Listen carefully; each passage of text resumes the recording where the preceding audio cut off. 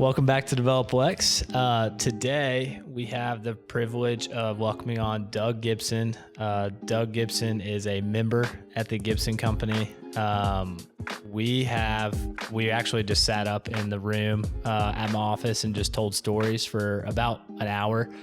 So we have a plethora of stories that have the ability to be told today. But the reason we really wanted to have Doug on today is he is one of just a key people in the development of Lexington. Doug has been a commercial realtor longer than probably anybody in the city at this point. And we'll go into that a little bit more here in a minute. But Doug is a huge part of the framework of the city of Lexington. So I'm going to let Doug introduce himself as always. But how about we kind of start with where are you from? Where'd you go to school? How'd you get to Lexington? And first off, thanks for coming on. Well, thank you for having me. This is unique. I haven't done this in quite a while, but I am happy to be a Lexingtonian. I, like a lot of other people, came from Eastern Kentucky, and I came to Central Kentucky to go to college at Georgetown College, which adjoins Lexington, and never went home. So I've been fortunate to live here since 1959, and my career has essentially been unique in that it's been basically the same thing. I haven't had 10 different jobs with 10 different responsibilities. I've involved in the development of Lexington and been a part of a lot of events that have taken place in this town. Things are different than they used to be in 1959 and 1960. At that time, the organized real estate activities really did not exist in any form. As a matter of fact, in 1959, I took an internship at a real estate firm here in Chevy Chase when I was a freshman in college. And that was also the same time that we, as a community, decided to do organized real estate. And what we called it for many years was a multiple listing service, where all brokers and real estate salespeople in the city of Lexington worked together. We cooperated, but up to that point, it had not been formalized. So I basically have been involved in the industry since that happened, even though I went back to finish college and then rejoined this field in 1964. But I have probably seen most of the things that have happened in the industry, and the industry, of course, have made development in Lexington possible. So I've seen how we've become a profession. You know, back in 1959, real estate was what you did when you had done something else. And there was nobody my age, nobody for many years my age. I was the youngest realtor in Lexington, probably for a decade. But I have been and will be until they carry me out, I guess, continue to do it. But that has been an important part of what's happened to Lexington. Lexington was not a rural, but an agricultural community with limited manufacturing here. And it began basically in 1956 with the development of what would probably be called the first manufacturing plant, and that was IBM. And they made, for those of you that might not know this, a thing called a typewriter, which today, of course, is an obsolete kind of a name, but certainly started here in Lexington and helped us to grow. Lexington has had a plethora of opportunities since that time because the personality of Lexington has changed in that it has tried very hard to keep the special services, the special attitude, the special look, the special feel of a community. At the same time, they try to provide jobs for people. And many of those people come to Kentucky, come to Lexington because this is a place that is congenial as it relates. It's a temperate climate. It has two interstate exchanges, and it draws people because they want to see the beauty of the bluegrass. And I'll tell those that might be seeing this, look for the bluegrass because it's really there. So, but my world has been involved in activities that relate to making it a comfortable place to live, or making it a place you want to be, making it a place where the climate is part of the glory. We have 4 seasons here, and that's also very nicely done. So I'm happy to be here. I'm happy to be interviewed or visited with you gentlemen, and I'll be glad to answer any questions you might have. Yeah, that was a great start. You go for it, Ross. I would love to know. So you're talking about the special feel that we have. What is it exactly that we had maybe back in the 60s and 70s lost now in the 20s? That's a loaded question, but maybe has lots of different answers. What we've tried very hard to do is to maintain the reason that people want to come here. We've tried to maintain the character, not just use it up and throw it away. We want to have bluegrass. We want to have white fences, and we want to have black fences, and we want to have red barns and white barns, and we want to have things that people come to see. And certainly that, I believe, is part of the planning process. What we may have lost is the beauty of when I came, there was 65,000 people here. Now there's 350,000 people here. And I believe you would agree that Lexington is met or is at maybe a word would be tipping point, where we have to decide about different ways to promote, develop our community than we've done in the past, or try to revert back to what we had back in the 60s that you were talking about. When I came to Lexington, there was one pizza place. There was one Chinese restaurant. There was one family restaurant called the Canary Cottage. The Chinese restaurant was called Wings Tea House. The pizza place was next door to where we're having this visit today. It was right over there. And I used to come here from Georgetown College at 10 o'clock at night after we'd studied. And there was one man in there, and he wore a white apron, and it came from head to toe. And he was rotund, and he was bald-headed, but his name was, I don't know what his name was. We just called him Pasco because it was Pasquale's Pizza. But one thing often creates an opportunity for other people. How many laundromats did we used to have? Only one. How many do we have now? 100, because people follow where they think profit exists. We now have 100 pizza places. We have 500 Chinese restaurants and all the others that go with it. But we try to do it in a way that in Lexington, we probably have, we'll say, 50 or 60 brand new food services each year. But we also may lose 50 as well. So we're always looking for the common ground and trying to make things positive. One of the things that you may not think to ask me, but what's changed in the bluegrass? The bluegrass is much bigger than Lexington. People used to ask me where I worked, and I would say Lexington.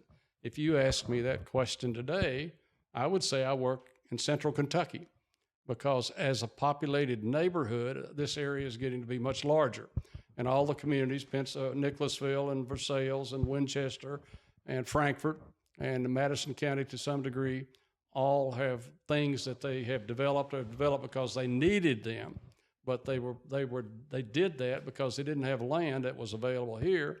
So it's allowed those communities to grow as well, to supersize. So what we really have is a larger neighborhood with smaller communities that someday we'll be able to say we all just live in central Kentucky. Develop Lex is sponsored by SV & Stone Commercial Real Estate, a full-service commercial real estate firm located in Lexington, Kentucky, affiliated with the SVN International Network, which is comprised of over 1,600 advisors and staff and 200-plus offices across the globe. The SV & Stone team consists of experienced commercial real estate advisors in the heart of the bluegrass. SVN provides commercial real estate services to large corporations, middle market businesses, and individual entrepreneurial investors.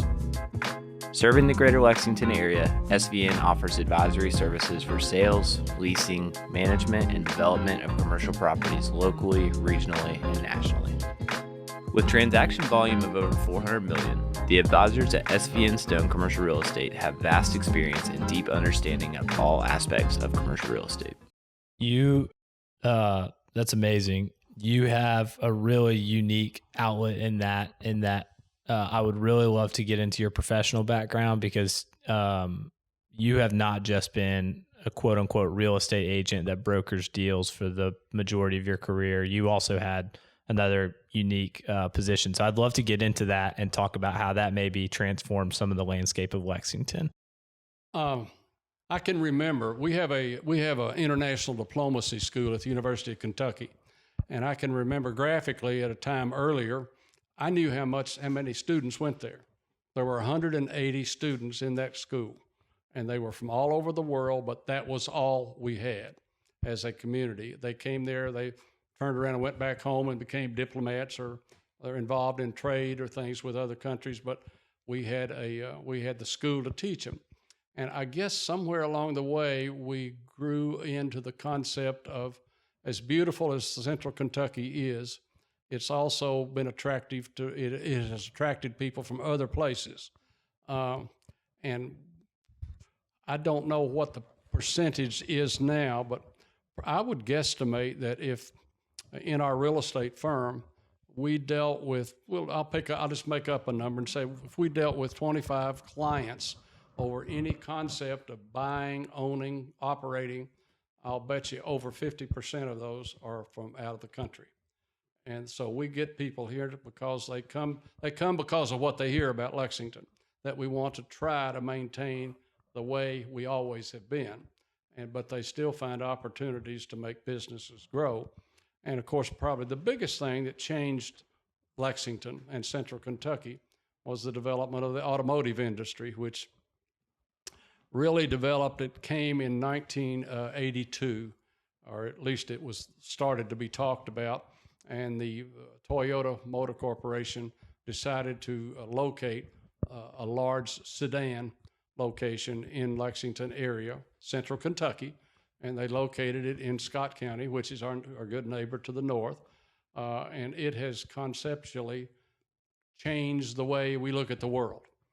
So now we have people from, I can't even begin to count the number of countries, but they want to serve or be a part of the economic opportunity. So we are a different town than we used to be. We probably always will be. We'll be an international community going forward. The thoroughbred industries had a lot to do with that because it's brought people in as well from as many countries as you can name. So that's a second industry. And of course, we kind of have a unique beverage situation here where we now are making bourbon in larger amounts than we have since Prohibition, actually. In fact, one of the interesting parts about it is, at one point, Lexington and Central Kentucky pretty much served that whole world in the making of bourbon whiskey. And we know that there's a unique recipe for doing it, and you can make it, as long as you follow the recipe, it's bourbon whiskey. Well, what's happened here in the past 2 decades is that many of the distilleries that were here 100 years ago are coming back. If you ask me today, I would tell you there's probably 100 distilleries right now in Kentucky making a whiskey product, and it ships around the world.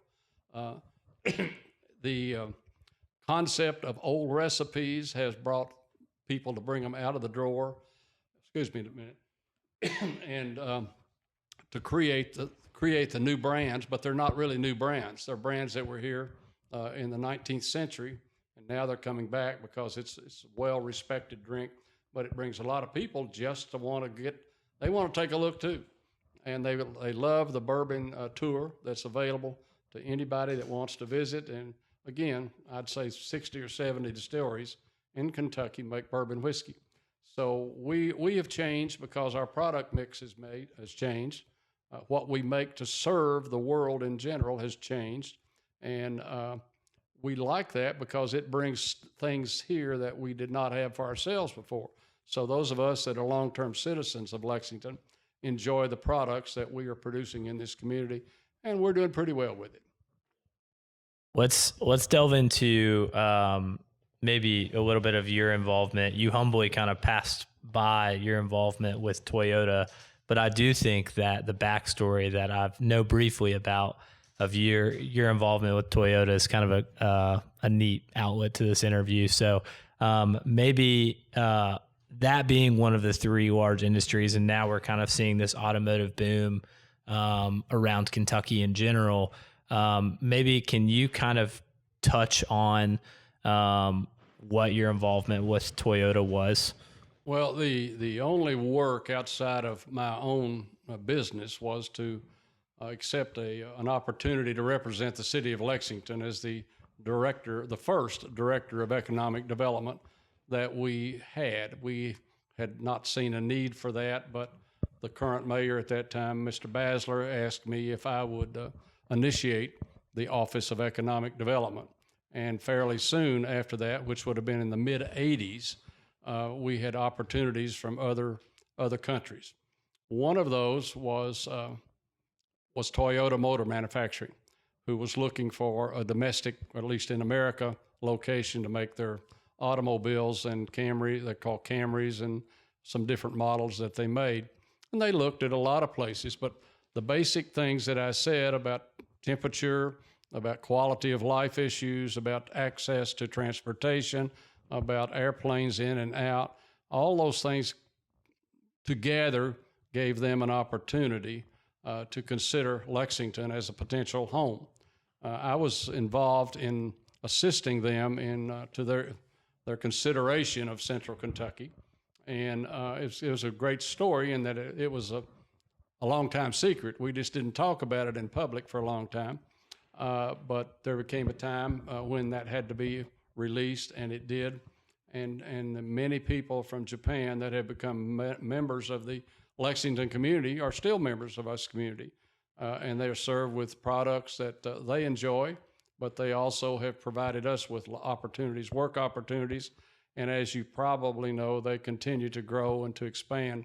If you haven't been to the Toyota Motor Manufacturing plant in Georgetown, you go, and you can sit in a car and watch a brand new car come out of the indoor every minute of 16 hours a day. Think how many that is. 60 minutes times 16 hours, that's a lot of cars, a lot of trains are there, a lot of trucks are there. It's a gigantic industry. And I believe you'll find that particular industry has fostered well over 300 or 400 support suppliers to Toyota. It's kind of interesting to realize, but there are over 100,000 people now in Central Kentucky that work for a Toyota or Toyota-related supplier. They make widgets and pieces and parts, but there are an awful lot of people are supported by that industry, and it's prospering. They have good products, and they bring people in that want to see products like that made, and so it creates other business opportunities. A lot of people are coming to Lexington because of the Toyota influence, because it brings opportunities to sell and make other kinds of products. So there's a lot of things like the high-tech industry wants to be here because we have quality engineers and we have people that can accept responsibility for working here because they've been trained in a high-tech. Do you know we even have a college now that teaches manufacturing? You can go to college and get a degree right in Central Kentucky in advanced technology. That's a trade, but it's now a college, and it exists. It's not far from here, but it's the changing the what we're looking for. We just went through graduation here for the end of the year, and we have six high schools that every day near this location they had 500 graduates. So let's just make up a number and say that's 3,000 or 4,000 students that come into the marketplace. In the beginning of my career here, I wouldn't have said that half of those people would have stayed. But now they don't want to go anywhere. They want to be part of the future of Lexington, and the job opportunities are here for them. So that's kind of a short story about how Toyota came.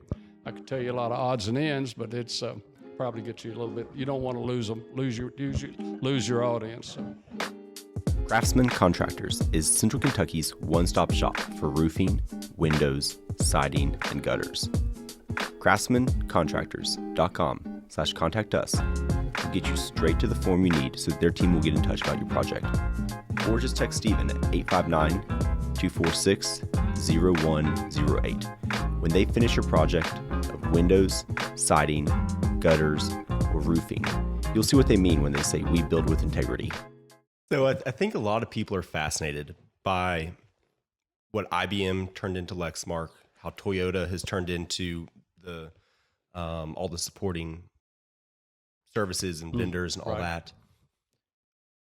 If we were to do it again, are we a marketable site for one of those whales that you get a thing? What's the next edition of Central Kentucky economic development that we should be looking at? Well, let's go back to what makes the Lexington area unique. And I said it once before, but I think quality of life is an issue that is being lost in a lot of urban areas.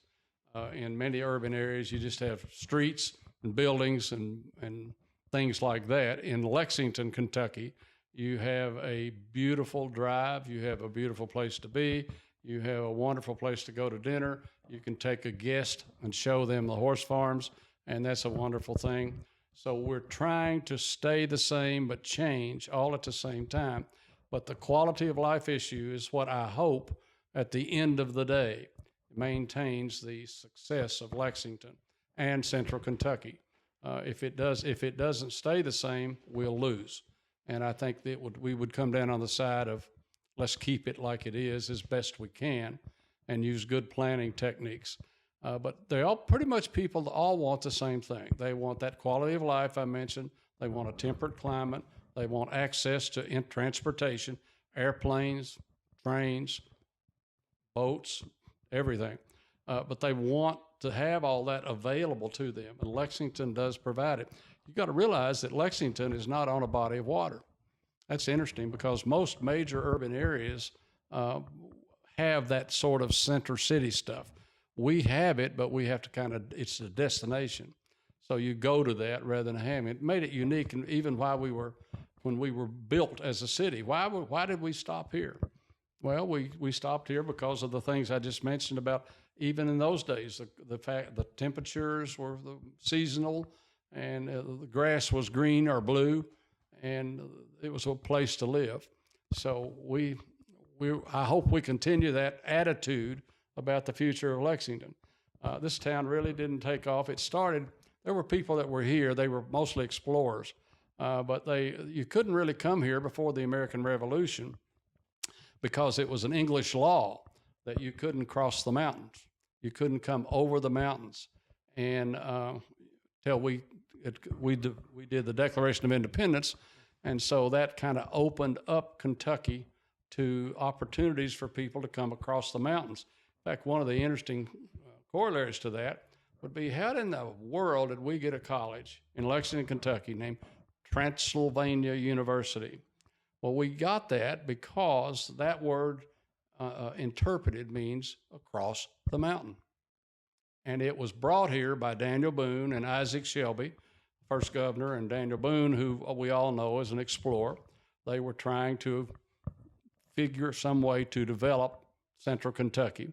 And one of the things that they did was to speak to the governor. We weren't a state then. We were a county. We were a county in the state of Virginia. And so Thomas Jefferson was also the governor of Virginia. And so these gentlemen that came here, mostly in 1779, particularly Robert Patterson, one who has a cabin on the campus of Transylvania, asked Thomas Jefferson to assist them, that they wanted to start a school here. So that was done, and Thomas Jefferson, the governor, gave these gentlemen a grant of land of 8,000 acres that they could use to sell and help start the school. So when Transylvania began, basically 1790s, it brought an awful lot of people with it that you wouldn't normally think of, because at that point, Transylvania University was the most western college campus in what became the United States. West of us, it was still territories. The Louisiana Purchase came. There was no states, they were territories. And beyond there was even more. So Transylvania prospered and brought a lot of people who went away from Lexington but became part of the settlement of the United States. And I could bore you to tears with a lot of people that went to Transylvania. Give you one, Stephen F. Austin. You know what they named after him, don't you? Austin, Texas. He went to Transylvania. Jefferson Davis was the president of the Confederacy in the Civil War. He went to Transylvania University. There are people like that. They went back to the West after they had schooling here, and they became, in many, many, many cases, the original senators and House of Representatives at the federal level. All had their training at Lexington, Kentucky. So that began to give us a concept of we are cosmopolitan, even though we were very much in the wilderness for a long time. So it developed because of a unique set of circumstance, but it's still developing, and we hope it continues in a way that makes us all happy. I love the thought. I just couldn't. Well, first off, two thoughts: 960 cars a day, 60 times 16. That would be about 1,000 cars. That's pretty wild. Second, I couldn't help but think of people starting to try to get to Frankfurt where there would be a body of water, and they stopped in Lexington. They're like, man, we'll just stay here. And then here we are, however many years later, in the city of Lexington. All of that was amazing. I bet you have a ton of knowledge on the actual city of Lexington as well, that we could probably sit here for 10 hours and go over. But I do want to touch on your actual career and the progression of that. And then I would love to get into a couple of the stories. We've talked about them outside of this interview, but there are a couple stories that I really feel like the listeners should hear. We talked about Man of War earlier, and just projects like that maybe you feel so inclined to share. But tell us a little bit about the inception of Gibson Company, as well as I'd love to hear about Mark V and creating commercial real estate as an industry. Just for clarification, we said before, you did not create commercial real estate as an industry, but the city of Lexington, there was a group of individuals that came together seemingly and maybe classified themselves more as commercial realtors as a distinction. So maybe let's touch on that a little bit. Well, the way that I might begin that answer is for you to think about what I have done for a living as a lifetime's work in the way that recognizes that it didn't exist. Commercial real estate as an industry did not exist 60 years ago when I started. So it was just kind of you could take your license test, it's in Frankfurt, and if you pass the test, 24 hours later, you could open your own business. And people did, but without training, without preparation, without any background. So it was not a very well-run business. So in the 1960s, it began to change a bit in that there were some of those people I mentioned coming to our neighborhood. And it dictated that you have a background in the product you're trying to deal with. So the product was real estate. And it was residential real estate, it was horse farms, it was commercial real estate, but the industries independently of each other took a period of time of which I was young and full of it and trying to learn the profession.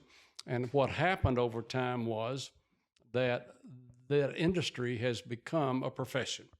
I think people would agree that real estate at all levels is being taught. People know how to handle it, and they know the morality of issues.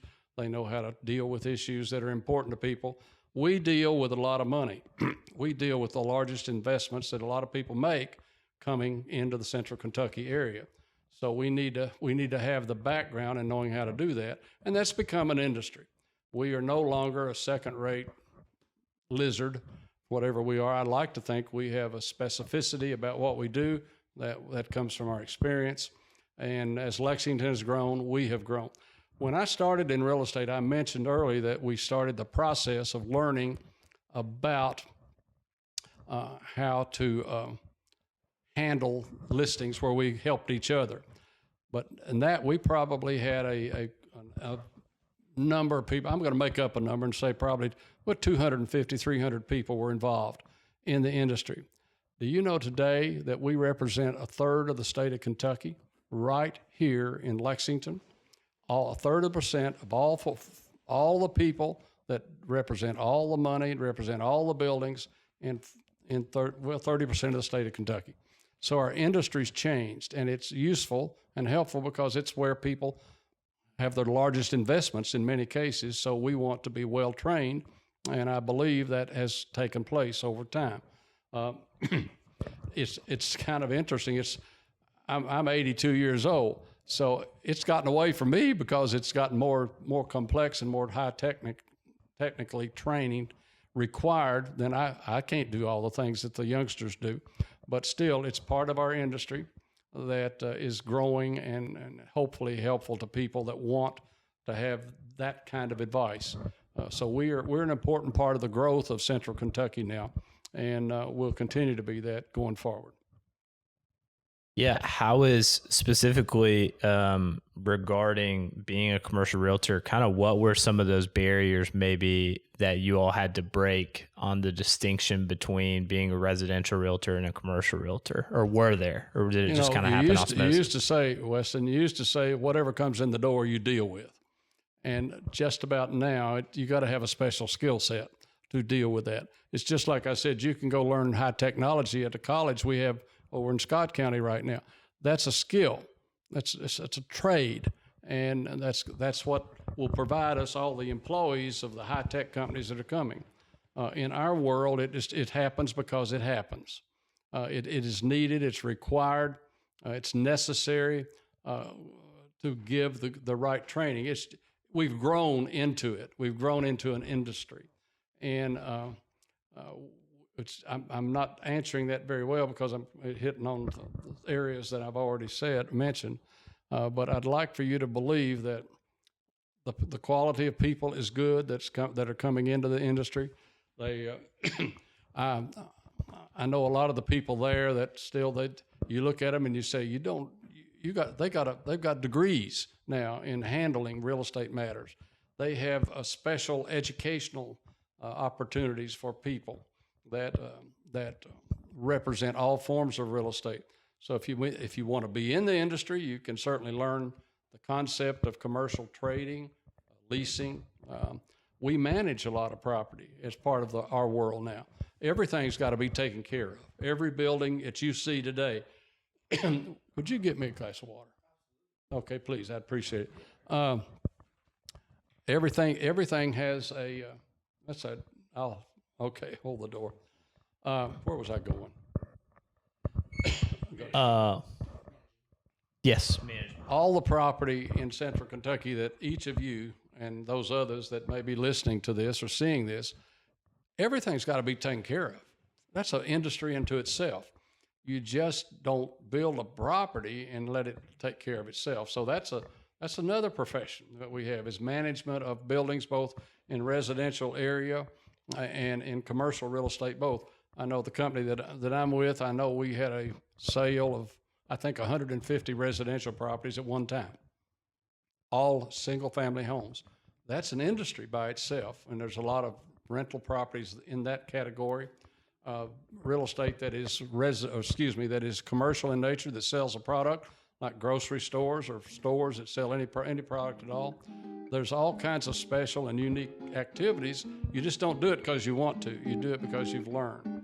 Develop Lex is also sponsored by Community Trust Bank. Hi there, this is Cam Dacey, Commercial Loan Officer at Community Trust Bank and avid Develop Lex in Middle Tech podcast listener. Community Trust offers a wide variety of home loans, commercial loans, and small business loans to suit your financial needs, as well as mobile banking, internet banking, and bill pay. Their friendly and professional staff would love to assist you at one of their 6 Lexington locations. Community Trust Bank is committed to building communities built on trust. Member FDIC, equal housing lender, subject to credit approval. So something that, you said 82 years old. Yes. You've been in the industry 60 years. Since I was 22. There are things, for sure we could go on a massive list of things that have changed about the industry. I think the thing that I'd probably be more interested in would be what things have not changed about the industry in the last 60 years. Maybe that relates to underwriting a property or looking at a property or people or whatever it might be. But what are a few of the things that if you were to tell somebody at 27 like me, that has not changed since I've been 27, what would it be? Well, I think I must be a part of that because I'm still active. And I have to kind of look at myself and say, what does it require for me to be successful today instead of 60 years ago when I started? And I think the job skills are just different. This is not a secondary. It's not what you do when you're tired of doing something else. You need to be prepared to represent the people in all categories that I've already mentioned. And you just don't start it tomorrow morning if you get your license today. Well, first of all, you can't do that anymore. You basically have to go to school, and then you have to work for somebody that has a background, and it's different now. So what you look for, the quality of your background is, to you as a real estate broker, it makes you capable, or you'll not succeed. If you're not prepared as a broker, you just can't do it. So I have to be very careful that what I do has to be part of what the society dictates today. And it's different qualities, it's different kinds of information, it's different understandings. Those are just general terms, but you got to have the means in order to do the deals. If you don't, you won't last very long. And Lexington certainly is a quality neighborhood, and that it has already people that prosper, representing people both in commercial and residential properties. So it's just, you got to go with the flow, and on both sides. The client has to go with the flow. The client needs to look for somebody that they understand has quality background and can represent them, and the broker has to be really careful, because it is so complex now that if you don't have it, you won't make it at all. That's not a good answer, but that's about all I got. That's a great answer, and I value your answer because you've been in the industry a long time. So obviously you've made it to where you've had some staying power in the industry. I'd say probably more than anybody in Lexington. Also, just a quick, I meant to ask this at the beginning. Do you know the number license that you had? Do you know your license number? What your original license number is? Don't you have like a very early license? Okay, I'm trying to go backwards. Let me think about that. Yes, I do. I've had that number. I'll look it up. I don't know what mine is, just as a disclaimer. I'm going to say 6,000. 6,000. I can remember number 10, by the way. He's a friend of mine, still alive. Number 10. Yeah, and he lives in Louisville, but I think I was a 6,000 and something. And at that point, when I came into the business, there were probably in the state of Kentucky, maybe just about that number, maybe 6,000 agents in the whole state of Kentucky. I think now, and I don't know the exact number, but I would speculate it's about 40,000, I think, probably, and you get that number. Yeah. But they quit making that number later on. I actually have been in it so long, I'm emeritus. I don't have a number anymore. I'm just approved I can do anything I want to, because nobody knows how to teach me anything, because I've been around too long. Yeah, so, Earl Brady in my office. The fun thing about doing our profession is that I've lived a life doing it as well. You know, I served in the military during Vietnam. I had to go to the military, but I had to leave real estate and then come back to it. And every human being that was a man that was in good health was eligible to go fight in a war. And that was the case. If you were not a school teacher, if you were not married, and if you were in school, you could avoid the draft. But if you were working for a living, you had to serve in the military. And that goes to all professions. So I wasn't part of that, which is fine. It turned out to be as important as any event that happened to me, because I made friends from that and served out, and I was successful with not getting popped for some reason. So I've joined groups. I'm part of interest groups about real estate and things of that nature. So you live a life around what you're interested in. I collect a lot of things, and people will tell you I collect everything. I collect rocks of all things, but I do that because they tell me where I've been. So it's given me a life, and the life has been, I've been pleased to have it even at my age, and I'm on the backside of that future, but I still love the life, and I love the bluegrass. I think a really unique thing about Lexington and in the commercial real estate industry in general is, and we've talked about this on a couple different episodes, is that we have a really unique, you go into a different market like Nashville or Atlanta or something like that, where we've done deals maybe one-off, and there's not as much of a sense of community and collaboration. And I would say that Lexington in particular has just kind of a collaborative feel between offices. Like we're sitting in here, all of us have licenses at different brokerages. Dallas is over in the corner of this interview, by the way. We're all at different brokerages, but we collaborate with friends, whatever you may call it. That's really interesting. Has it always been that way in real estate in Lexington? Let me tell you, go to New York City and walk down the street. Who's going to speak to you? I'm going to guess nobody. Well, be in a situation here, people will speak to you. They may not speak to you down on the sidewalk, but walk in their building or something like that where it's convenient. I've always thought that was the compatibility of the way we live, the culture that's part of our culture in Central Kentucky. I think you would find it's open, and it's a willingness to say, hey, how you doing? What's up? What's going on? Let's talk. Those kind of issues.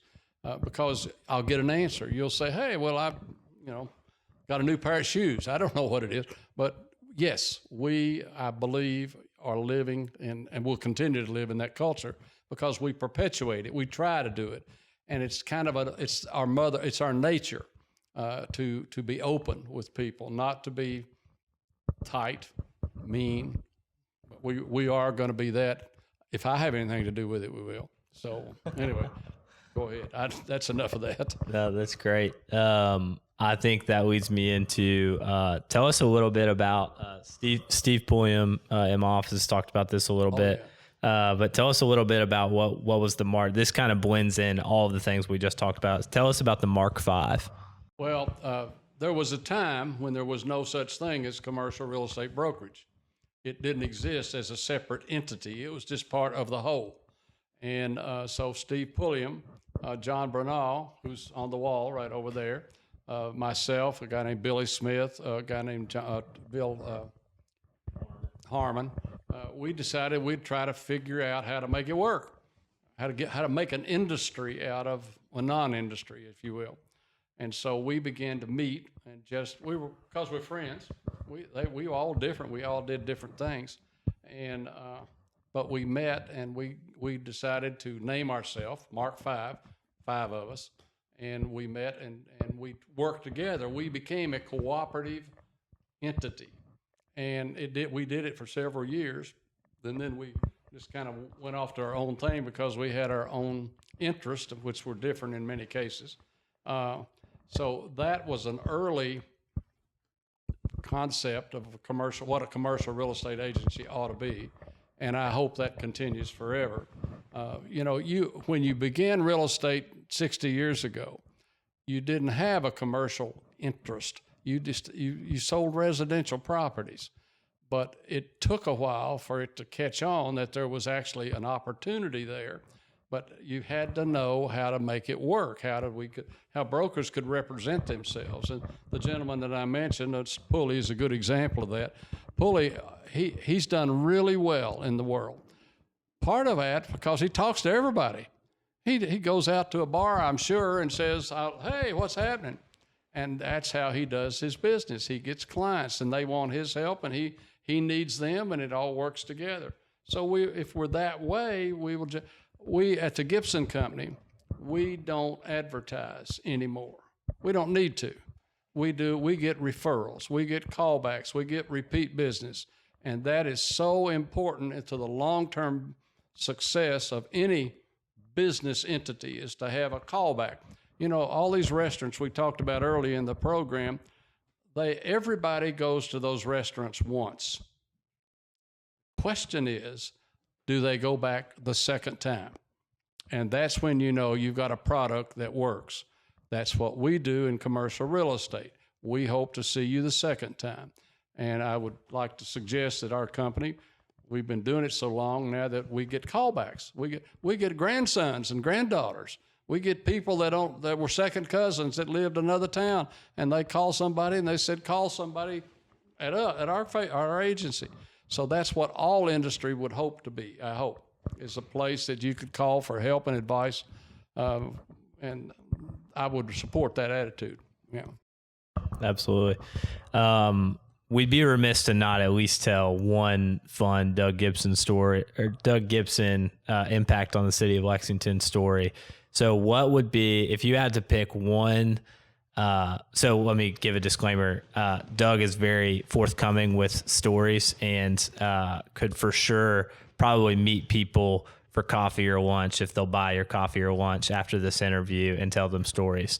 But we've talked about a few that have just absolutely, I told Doug, I used to sit down with Steve when I was an intern back in 2017 or whatever it was. I used to sit down at the end of the office and just listen to Steve talk about some of the makeup of Lexington and just fun stories. I could literally sit and listen to stories for hours. So I do want to share at least one of those, but if there's one that jumps off the page to you of, wow, it would be really unique for somebody in their 20s to hear this about the way that their city was created, what would you think of? 60 years is a long time. And there's probably about 1 million to choose from, so it's a loaded question. You want me to tell you about the plant that we didn't get? Yes. All right. One time when I was director of economic development, and you were looking for opportunities for Lexington to grow and to prosper, a couple came to the city hall where my desk was at that time, and asked to see me. And I met with them, and they came and they wanted to talk to me about building a manufacturing plant in Kentucky, in central Kentucky, near Lexington, Kentucky. And they had the blueprints of where they wanted it to be. So I said, showed it to me. They laid out the plan they had, and their plan was to take a beautiful bluegrass farm and to convert it into an automobile manufacturing plant. Well, in the nicest way I could, I suggested to them we had a plan for the way our community grew, and that land was not going to be used for that activity. And we visited a bit, and they went away. They later located in Tennessee. But at that time, that's not the story. Soon following their visit, I had another group of people that came to my office. And this was even a bigger situation because it was a lot of people. And the short story was that there was another automotive company looking for a home. And it was called Toyota Motor Manufacturing, TMMM. Yeah, that's right, TMMM, 3 M's. Mouthful. Is that right? That's the way I remember it. And so it was an interesting concept because they were bigger at their concept of what they wanted. They wanted to build a plant that was large in concept. They wanted 1,000 acres, and they ended up with 1,300 as it turned out. And so you have to go through all the speculation, all the attitude, all the people came in, all the people that were big in Toyota in Japan were here. I met Mr. Toyota, and a lot of the things that I did were kind of master of ceremonies type activities where there'd be groups of people and you would introduce them. I remember Mr. Tojo, he was from San Francisco. I remember Mr. Masashuto. He was a guy that I had helped find a location for a site that wasn't Toyota, but the name of the company was Fujiseiko. And Fujiseiko. So we always celebrated when we did a transaction or a matter of bringing a new company in, and we had the let's get together and have dinner type thing. And I'm sitting by I can't pronounce his name well, Mashuto, but I remember asking him, I said, Mr. Mashuto, what was your work when you were a young engineer? And he said, Gibson-san. He said, when I was a young engineer in Japan, he said, I built Zeros to shoot down Americans. And his business is still here. 40 years later, it's right out on Leestown Road, and they anglicized it. It's now Accuram, but it's really Fujiseiko. So you met those kinds of things. I have in my office, I have a groundbreaking shovel that after they announced, I was around it pretty much, so I got to be a part of a lot of things. But one night, I'll tell you a story. In the Japanese culture, you introduce people in their order of importance. And I was out at Marriott on Newtown Pike at a private dinner. But I was master of ceremonies, so I'm up introducing the list that it was given to me. And I introduced another gentleman, and all of a sudden I've got people standing there beside me going, pulling my pants leg, said, Gibson son, out of order, out of order. Well, I had introduced somebody in the wrong place, not where he needed to be. And he thought that I had done the worst thing that's possible to introduce him out of order. But I lived, I survived. They came to Kentucky, and the man apologized for him for his little activity, that whatever it was wrong. It just the way I had to learn the way how to be a part of their culture as best I could, and so it worked out well. You know, we built a restaurant in this town basically for the employees of Toyota. You may not know that, but it's out off of Newtown Pike, and that was why it was built, so they could go get home cooking, as it were, when they came to us. And a lot of their people were Anglo, but a lot of people, that probably, when they initially opened, they probably had only, I'd say 300 or 400 people that were from Japan, because they had to get the factory started and all that. And of course, as you've seen all these years later, that was in the mid 80s. And now here we are 40 years later, and that plant's still there. It's probably 3 times bigger than it was in 1985. I still got the groundbreaking shovel. You're not going to get it. So, but I was a part of that. They're part of our society now, and they've acclimated very well. I hope both ways. I think Anglos have acclimated. We've learned things, and they've learned things, and that continues to grow and be a big part of Kentucky's future. And after I'm well gone, I'm thinking this will be. Here's what I'll pick. I suggest to you that if you could deal with Toyota knowing about their future, I think they still have a lot in front of them. I think at some point electric vehicles will be obsolete. But I also think that Toyota is leading the way in the development of hydrogen cars. I believe we'll have cars. You write it down. I'll be dead or I'll be in the home. But someday Toyota is going to be building hydrogen vehicles right here in Georgetown, Kentucky. And that's part of the future. That's part of our growth. That's part of what's going to happen. Enough said. Well, that shows how outdated I am. I thought EV was like the new. I mean, I thought that was the end all be all. I'll tell you. I'll tell you the rest of the story. Okay. So I would say kind of maybe a little bit of a forward-facing question. 2 things. I would really want you to speak maybe to the person that's listening to this of you are, in your 20s, 30s, 40s, you're getting into the industry, or you're in a professional services industry and you're wanting advice from somebody that's 82 and has seen a lot. What would be a large piece of advice, maybe simply put, that you could offer to somebody having seen a lot of business in your years? Well, I probably would say it this way. I believe I now live in a society that allows for meritocracy, meaning if you're capable, you're eligible. I don't believe we worry about another way of doing it. If you want to do something, you can do it. We have the preparations here. We have a wonderful university here. We have the new university I mentioned about technology, which is a trade school, but it's a very high tech. We can teach anybody anything about the future of the United States of America right here in Lexington. We may not have had all that before, but now we do. And so if you are a young man or a young lady, there's a place for you. I have a grandson right now that's interning for a profession, and he is interning right here in Lexington, but next year he will perhaps go to the additional education that he needs, but he's getting it right here. Well, what does that mean to you in 5 years as the grandfather? Probably he'll be right back here working for a living. We'll have a family, but it came because Lexington was preparing for the future. And all the little issues that I mentioned about why you want to be here, plus the education that's offered. You don't have to leave Lexington for anything. You can do it here. Just use your brain, ask questions, make friends, and you'll be successful. That's enough of that.